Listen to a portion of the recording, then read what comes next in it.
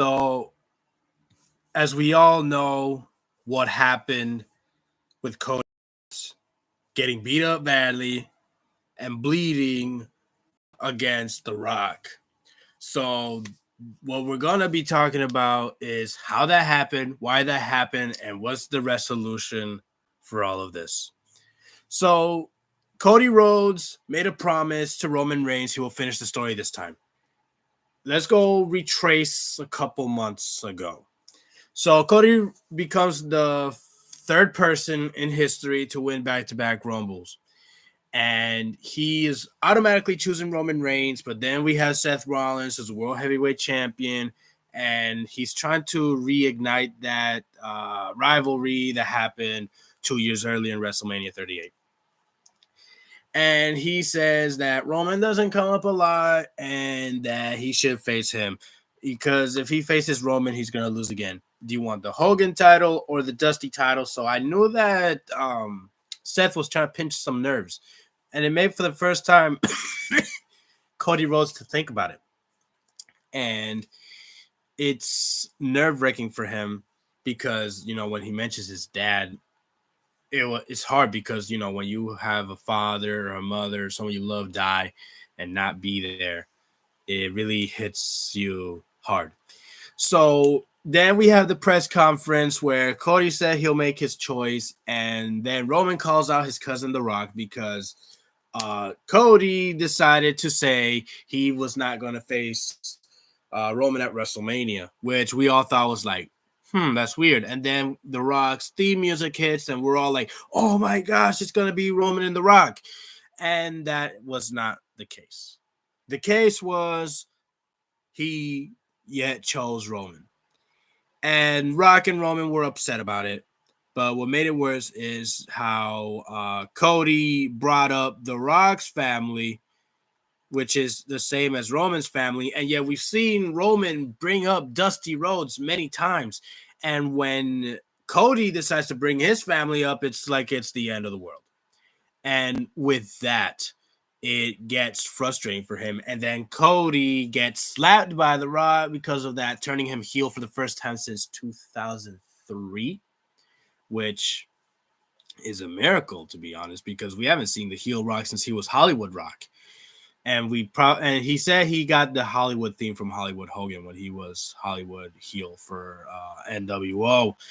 But, you know, we have him have some altercations again with Cody, and Roman is looking like he's the second fiddle. He's looking like The Rock's sidekick right now.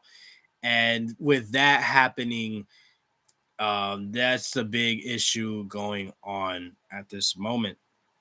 So the next thing we see is The Rock and Roman coming in together lately. And then The Rock acknowledges Roman, which we're all like, what? The Rock acknowledges Roman.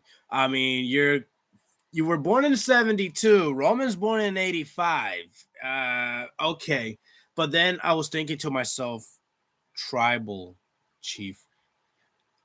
Tribe, like an area, like a small area. In real life in 2004, The Rock was acknowledged as High Chief of Samoa by the King of Samoa, giving him his name High Chief Sayuli. I don't know where that brings into the storyline, but it was given into the Bloodline family tree in the WrestleMania press conference. So that's going to be interesting to watch. We'll see how that affects later on. So The Rock comes out to Cody and says, I will do everything in The Rock's power that you will never finish the story, blah, blah, blah. And then he yet talks about the family of Cody Rhodes. And then he brings up how Goldust is 20 years older than Cody and how his sister was the Dallas Cowboys cheerleader. And the only reason he was born 20 years later was because he was a mistake. And there was typically a rule where Cody could not touch Roman, but it didn't say he couldn't touch The Rock. So he slapped the crap out of The Rock. Everyone has a huge reaction. And then yesterday is what happens now. Yesterday, Jey Uso had a match with Shinsuke, and Cody Rhodes and Seth had his back when Jimmy and Solo came. And this is not the first time Jimmy and Solo have attended Raw. Their goal is to have Jey lose. I mean, Jimmy did cost Jey the Intercontinental Championship, which I was looking forward to because this would be Jey's first title. But I will be talking about Jey versus Jimmy in my next video, so you don't want to miss that out. And now the big drama. Cody Rhodes, Seth Rollins attacks Solo and Jimmy from preventing any screw-ups. He beats up Jimmy to the point he leaves him out the door, does the same with Solo. The Rock comes out of nowhere and begins attacking Cody. He actually hit him with a trash can. It actually bounced off his head, which is kind of funny. But you see that he's starting to bleed, and The Rock is like beating him mercilessly. He's beating him senseless to the point where blood is all over his face. And to make it worse, The Rock made a custom belt. This is the same belt style that Cody has that says American Nightmare, is a weight belt that you use to lift weights. And this one has the Brahma Bull logo saying Mama Rhodes, giving a shout out to Michelle Rubio, Cody's mom. And he said that at WrestleMania, it will be filled with Cody's blood and it will be covered with your tears. This is the most brutal thing The Rock has ever done in his career. Probably the most brutal thing he's ever done. No one has seen it like this. I haven't seen it like this. I'm like, this is ECW all over again. Because we haven't seen him be like this. This is something The Rock has never done. Not even when he was Hollywood Rock. The Rock is really punishing Cody. He's trying to make sure he doesn't finish that story. He's like at the point where he's doing it. And what is on the back of my mind, what is this all about? Are Cody and Rock really having some issues? Is this real beef? Is this a real problem? Will this ever be solved? Or are Cody and Rock working together, trying to distract Roman Reigns, make sure Roman has the easy talk and he has to lay out, making The Rock probably the right-hand man, better than Jey Uso? I'm just saying. And excuse me.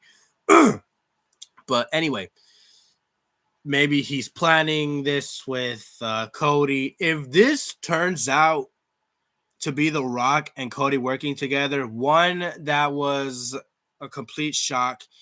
And two, I don't think this brutal, hardcore beat up was necessary. But hey, it's WWE. What do you expect? I mean, you're supposed to expect jaw-dropping moments, and what happened yesterday between Cody and The Rock was a jaw-dropping moment.